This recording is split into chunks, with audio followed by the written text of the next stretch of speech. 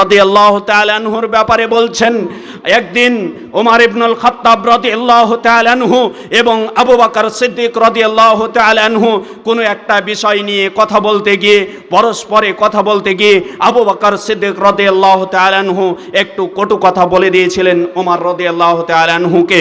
এ কথা বলার পরে তিনি অনুতপ্ত হলেন, বুঝলেন যে আমার ভুল হয়ে গিয়েছে। তাই তিনি ওমর ইবনুল খাত্তাব রাদিয়াল্লাহু তাআলা আনহুকে বললেন যে আমাকে ক্ষমা করে দাও। ওমর ইবনুল খাত্তাব রাদিয়াল্লাহু তাআলা আনহু সে কথাই এত বেশি কষ্ট পেয়েছিল, তিনি ক্ষমা করলেন না, তিনি চলে যাচ্ছেন। আবু বকর সিদ্দিক রাদিয়াল্লাহু তাআলা আনহু তার পিছনে পিছনে চলে যাচ্ছেন। চলে যেতে যেতে যেতে যেতে এক পর্যায়ে ওমর ইবনুল খাত্তাব রাদিয়াল্লাহু তাআলা আনহু বাড়িতে প্রবেশ করলেন, তিনি ক্ষমা করলেন না।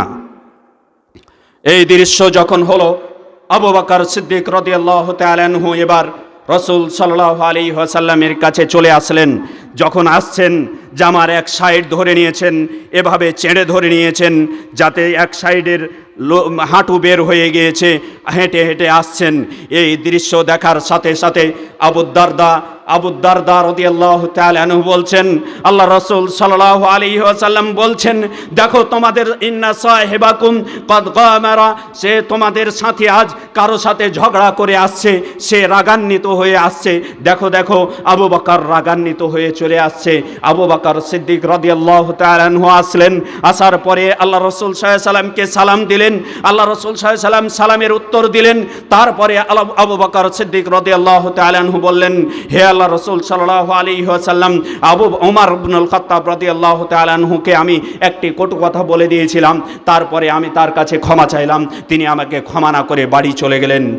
আল্লাহ রাসূল বলছেন, হে আবু বকর শুনে রেখো, কদ গফারাল্লাহু লাক ইয়াগফিরাল্লাহু লাকা ইয়া আবা বকর, ইয়াগফিরাল্লাহু লাকা ইয়া আবা বকর। আবু বকর, তোমাকে আল্লাহ ক্ষমা করবেন, তোমাকে আল্লাহ ক্ষমা করবেন। উমর যদিও না ক্ষমা করে, স্বয়ং আল্লাহ তোমাকে ক্ষমা করবে, তুমি এ কথা চিন্তা করিও না। এই দৃশ্য চলমান রয়েছে। এইদিকে ওমর ইবনুল খাত্তাব রাদিয়াল্লাহু তাআলা আনহু বাড়িতে থাকা অবস্থায় অনুতপ্ত হয়ে গেলেন যে আমার পিছনে পিছনে আবু বকর সিদ্দিক রাদিয়াল্লাহু তাআলা আনহু আসছিলেন, আজকে তিনি আমার কাছে ক্ষমা চাইলেন, আমি ক্ষমা করলাম না, তিনি তো চলে গেলেন, আমি আজকে পাপী হয়ে গেলাম, আমি আজকে তার কাছে ছোট হয়ে গেলাম। এই অবস্থায় তিনি ওমর ইবনুল খাত্তাব রাদিয়াল্লাহু তাআলা আনহু আবু বকর সিদ্দিক রাদিয়াল্লাহু তাআলা আনহুর বাড়িতে গিয়ে খোঁজ নিলেন, আসাম্মা আবু বকর, এখানে বাড়িতে কি আবু বকর রয়েছে? তারা বলল যে না, আবু বকর নেই। তিনি তখন বুঝে নিলেন নিশ্চয়ই আবু বকর সিদ্দিক রাদিয়াল্লাহু তাআলা আনহু রাসূল সাল্লাল্লাহু আলাইহি ওয়াসাল্লামের কাছে চলে গিয়েছেন।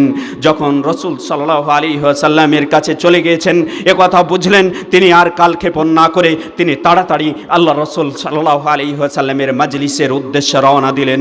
যখন আবু বকর সিদ্দিক রাদিয়াল্লাহু তাআলা আনহু রাসূল সাল্লাল্লাহু আলাইহি ওয়াসাল্লামের পাশে দাঁড়িয়ে রয়েছেন, তখন ওমর ইবনুল খাত্তাব রাদিয়াল্লাহু তাআলা আনহুকে আসতে দেখে আল্লাহ রাসূল সাল্লাল্লাহু আলাইহি ওয়াসাল্লামের চেহারা মোবারক, আল্লাহ রাসূল সাল্লাল্লাহু আলাইহি ওয়াসাল্লামের চেহারা তখন বিবর্ণ, তাকাইয়ারা বিবর্ণ হয়ে যাচ্ছিল, লাল, রক্তে লাল হয়ে গিয়েছিল ও ক্রোধে লাল হয়ে যাচ্ছিল। তখন আবু বকর সিদ্দিক রাদিয়াল্লাহু তাআলা আনহু অবস্থার ভয়াবহতা জানতে পেরে দুই হাঁটু গেড়ে বসে গেলেন। দুই হাঁটু গেড়ে বসে গিয়ে বললেন, ইয়া রাসূলুল্লাহ সাল্লাল্লাহু আলাইহি ওয়াসাল্লাম, ইন্নী উযলিমু আলাইহি, আমি তার প্রতি জুলুম করেছি, আমি তার প্রতি কটু কথা করেছি, তার অপরাধ নেই, অপরাধী হচ্ছে আমি। সুতরাং আবু বকর, ওমরের কোনো দোষ নেই। দেখুন একজন মুসলিমের সাথে আরেক মুসলিমের সম্পর্কটা কেমন হবে, একজন মুসলিমের সাথে একজন মুসলিমের মায়া মহব্বত ভালোবাসাটা কেমন হবে, এটি আবু বকর যিনি সর্বপ্রথম ইসলাম গ্রহণ করেছেন।